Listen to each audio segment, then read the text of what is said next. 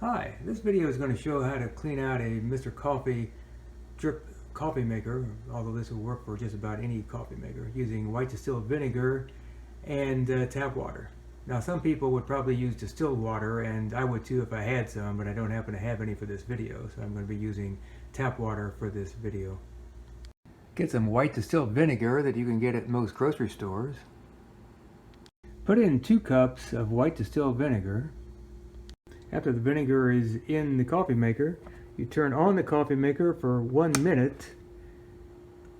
Let so much vinegar run through it, and then after 1 minute you turn off the coffee maker. Set the timer for 30 minutes.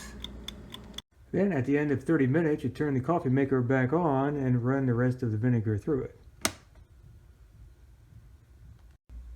After the vinegar runs through, you empty the carafe.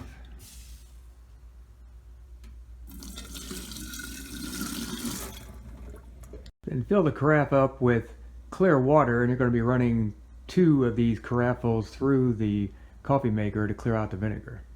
After you put the first load of water back into the coffee maker, I put a filter into the basket. You probably don't absolutely need to do this, but I put a white filter in there.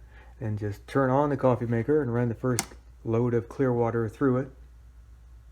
Okay, that's pretty much the end of the first load, so turn off the coffee maker. Take the carafe out. Actually, I used about a half a carafe for the first load, but I'll use a full carafe for the second load. Okay, dump this out. And load the carafe up with the second load of water. Okay, the coffee maker is now off. This is the second load of water that will run through the coffee maker. Put the carafe back on the burner, turn the coffee maker on, and run the second load through. Then after the second carafe is finished, turn off the coffee maker and empty the second carafe. Then you're good to go, and the coffee maker should be in great shape to make more coffee.